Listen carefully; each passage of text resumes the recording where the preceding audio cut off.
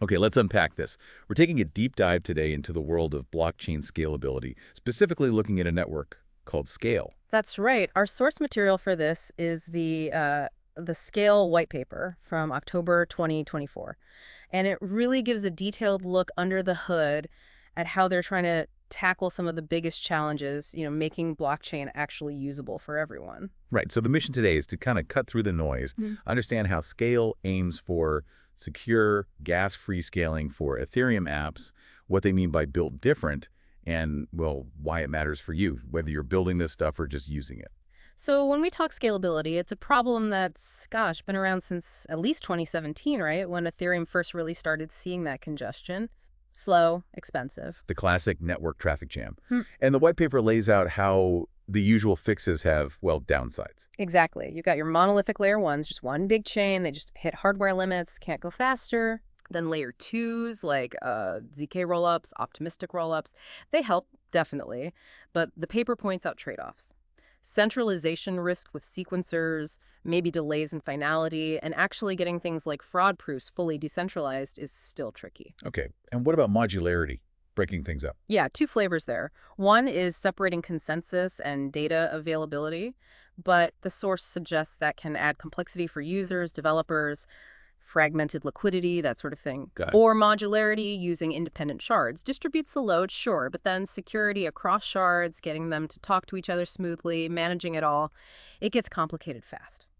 And layer one parallelization, while promising, the white paper notes it's been kind of slow getting to market with real volume. So Scale's pitch, based on this source, isn't just one magic bullet, but a mix. Right, a hybrid approach. They propose a network of essentially layer one blockchains, these shards, but with pooled security. And crucially, that security is anchored back to Ethereum itself. And they're careful to say it's not a sidechain. Very clear on that. They point out the security gaps common with sidechains. These scale chains operate independently, but share this collective security umbrella rooted in Ethereum. And this isn't just theory. The numbers seem to back it up. Yeah, the white paper cites over 700 million transactions, 45 million unique wallets in the first 4 years. Yeah. It shows the architecture, works in the real world, handles a load. Okay, the gas-free part, that's always the big attention grabber. How on earth do they manage gas-free transactions for the end user? Seems too good to be true sometimes. It's definitely a core piece of their built different idea. The white paper explains it's a combination of things. First, how validators operate. It's called unified validation. Okay. So instead of fighting for each block and its fees, validators work more like a team. They share the overall network fees and inflation rewards monthly based on performance being online, doing their job right, not per block. It's just more efficient, less competitive in that specific way. Ah, so the incentive is collective network health, not just grabbing the next transaction fee. Exactly. Second is the economic model, dynamic chain fees. The cost isn't paid by the user per transaction. Right. It's paid by the app developer, the business running the chain. It's like a subscription fee for the infrastructure. Think Web 2 cloud hosting, you pay AWS or Google. Your users don't pay per click, right? Right. Okay, so the cost shifts entirely. Makes sense. Mm-hmm. And the third piece is this thing called SFUEL. It's think of it like internal network stamps needed to do things on a scale chain. But it has no economic cost to the user. So it stops spam, but doesn't cost money. Basically, yeah. The white paper says it's scarcity and how it's given out prevents DDoS attacks. Someone trying to flood the network would run out of CFUL fast, but it wouldn't cost users or the network actual money. Clever. Well, Okay, now pooled security shards, you mentioned that. How does pooling security help scaling without just creating one big slow chain? yeah, this is really central. Each scale chain is its own layer one operationally. Its speed, its transactions per second are independent. Okay. But the security for all of them comes from one big pool of validators. So hang on. If my game is running on one scale chain and it gets slammed with players, that doesn't slow down, say, a DeFi app running on a totally different scale chain. That's exactly the point. Shared security without shared capacity limits. The validators securing your specific chain are a randomly chosen subset of the whole network's validators. So you get isolation for performance, but strength in numbers for security. And you can just spin up more chains if needed. Elastic supply. Yep. Need a new chain for an app, you can create one. That's an up chain. Or multiple apps can share a chain, what they call a hub chain, maybe for common services. And it all hooks back into Ethereum security-wise. Absolutely fundamental, according to the white paper. The scale token itself. staked on Ethereum. Critical operations, managing validators, chain security, preventing collusion, those happen via smart contracts on Ethereum. It's not just Scale's own validators guaranteeing things. It leverages Ethereum's security. They also mentioned an optimized EVM, just faster or more to it. It is faster, yeah. They use a C++ implementation. The white paper argues that standard EVM forks, often based on Go Ethereum, can actually be a bottleneck for really fast consensus protocols. Scale's custom EVM is built to let their consensus run at full speed while still being the EVM developers know. Okay, and linking these chains, hubs, Ethereum, sounds like a bridging nightmare, potentially. That's where their IMA bridge comes in, Interchain Messaging Agent. The white paper claims it's the first live BLS threshold encrypted bridge, designed for near-instant, zero-gas transfers and messages between Scale chains, hubs, and Ethereum. So for me as a user, moving my, game items or tokens between Scale chains or back to Ethereum should feel easy. That's the goal, yeah. Abstracting away the sharding complexity, gas-free bridging, custom smart contracts talking across chains, all aimed at a smooth UX without needing a PhD in bridging tech. Okay, so how does this actually work? The brain of the operation is the SKALE Manager. And that lives where? On Scale. No, crucially, it's a set of smart contracts deployed right on the Ethereum mainnet. That's the root security anchor we talked about. It orchestrates the whole thing. Handling what exactly? It sounds important. Oh, it does a lot. Validator registration, creating and destroying Scale chains, the random selection and rotation of validators for each chain, managing all the SKL token staking, calculating and paying out rewards, handling when validators leave, and any slashing if they misbehave. It's the central coordinator. So if I want to be a validator, I talk to this manager on Ethereum? Yep. Run a hardware check, submit a request to the SKALE Manager, put down your SKL deposit. Your node can be full, dedicated to one chain, or fractional, sharing resources. And other nodes are assigned by the manager to monitor your uptime and latency for those monthly reward calculations. Creating a scale chain. Similar process. Kinda. The developer or user requests it via the manager, picks a size, small, medium, large, determining resource needs, and pays the subscription fee in SKL. The manager then randomly picks at least 16 validator nodes, according to the white paper, to secure that chain. If there aren't enough free resources network-wide, the request waits. That random assignment and rotation, that really sounds key to stopping attacks. It's absolutely core to their proof-of-stake security model. You need a big validator pool overall. Security of one chain depends on 20/3 of its assigned validators being good, but because they're randomly picked and frequently shuffled. You can't easily target a specific chain's validators. Exactly. To compromise any chain, an attacker theoretically needs to control over 2/3 of the entire network. Much, much harder and more expensive than attacking a small, fixed set of validators. So the manager is constantly shuffling the deck, basically. You got it. Nodes run independently, but follow the manager's orders from Ethereum. And the stake, the SKL deposit, is the stick. Misbehave, get slashed, lose your stake. What about getting rid of a chain if it's not used or paid for? The white paper says if payments are over 3 months late, or the owner asks, it gets flagged for destruction. Owners get notified, assets are moved back to Ethereum for users, validators are reassigned, storage wiped, and the chain is removed from the manager's list. And someone gets a reward for initiating that cleanup. Yeah, a small one. An incentivized garbage collection. Just enough to cover gas, basically, to encourage people to help prune inactive chains. Keeps the system tidy. Okay, economics. Validators doing all this work, securing chains, rotating. How do they actually get paid? Right. 2 main streams, paid out monthly. First, they get a share of those chain subscription fees paid by the developers. Second, there's monthly inflation. New SKL tokens are created on Ethereum and added to a bounty pool. And that whole pool gets split. Yeah. The total bounty fees plus inflation is divided among all active validators based on their performance metrics. Remember those peer nodes reporting uptime and latency? That feeds into this. And interestingly, the white paper mentions they can claim these rewards on a Scale hub like Europa to avoid Ethereum gas fees. Smart. And the chain pricing itself, DSAs, decentralized software as a service. Flat rate like renting cloud servers, not per transaction. The price depends on overall network utilization, basically, how many chains are running versus the total capacity of the nodes. And that price can change. Yes. The formula can be updated by SKL token holder governance votes. Developers can also prepay up to 2 years to lock in a rate. And there's that grace period chains can be up to 3 months overdue before they might get deleted. diving deeper now into the actual consensus inside each scale chain. It's not standard Ethereum consensus, you said. Nope. They use a version of ABBA, Asynchronous Binary Byzantine Agreement.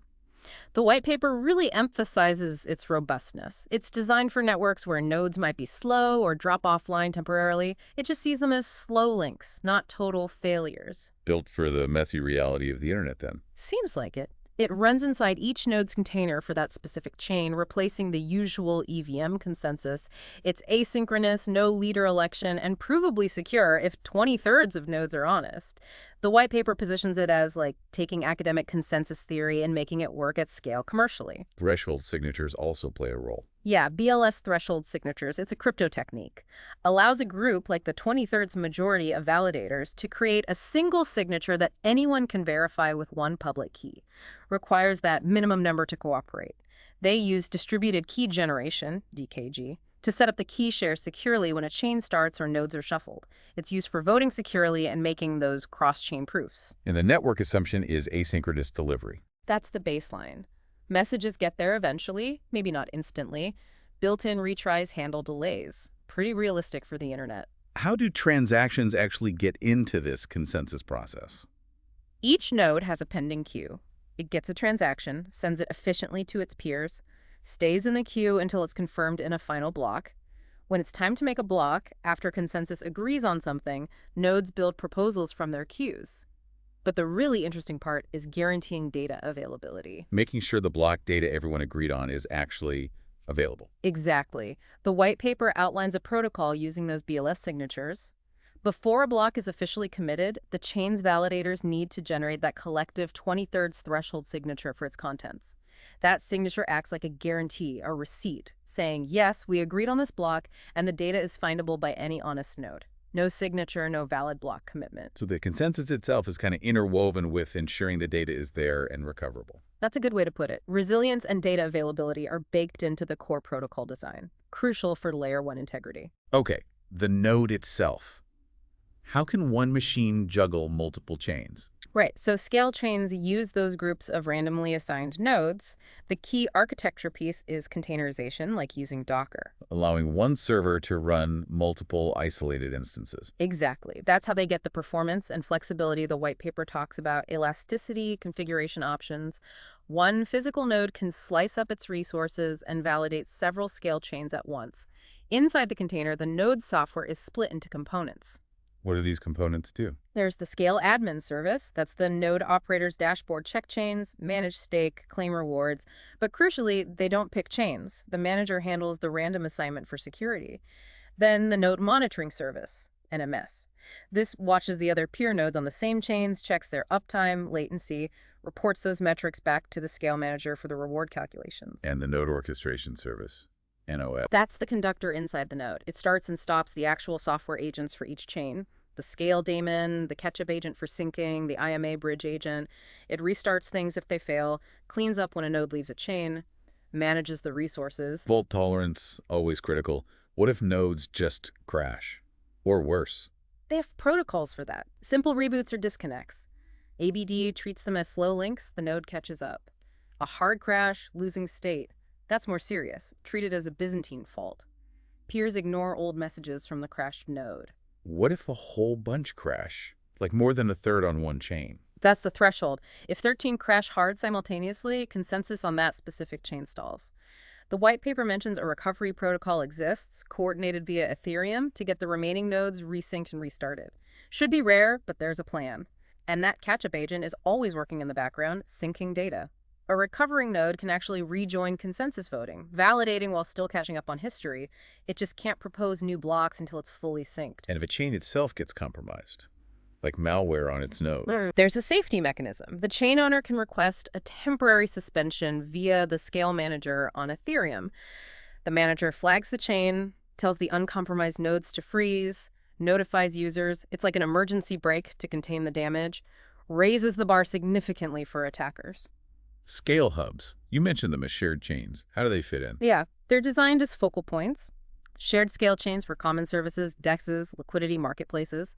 The idea is to prevent liquidity from getting fragmented across hundreds of separate app chains. They're also shared compute for smaller dApps that don't need a whole dedicated chain. It's about reducing friction between chains using smart design, crypto, and that zero gas feature. And these extensions add more capability. Right, the white paper details a couple. Scale block storage and file storage is one. They modified the EVM to handle much larger data blobs directly within the chain storage. What's the benefit there? Developers can store bigger files on-chain, managed by consensus, accessible via smart contract.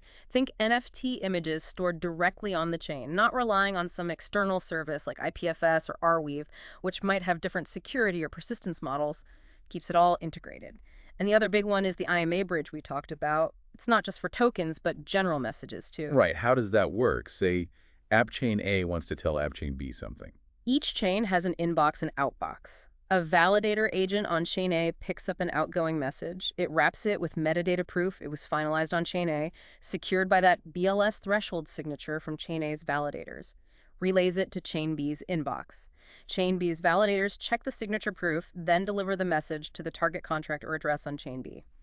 Secure, fast, and again, no gas cost for the user sending the message between scale chains. And moving actual value, like tokens. It uses that two-way peg system, often anchored by the deposit box contract on Ethereum, Ethereum to Scale, lock on ETH, mint on Scale, Scale back to Ethereum, burn on Scale, unlock on ETH. Between Scale chains, burn on sender, mint on receiver, prevents double spends. It's all designed to keep custody secure as assets move around. So who's actually in charge of Scale? Is there a Scale Inc.? According to the white paper, no. It's designed to be fully decentralized. Control lies with the community, the SKALE token holders. No single entity calls the shots. Decisions happen through group consensus, formal governance proposals. Anyone can propose changes then? Yep. Developers, community members.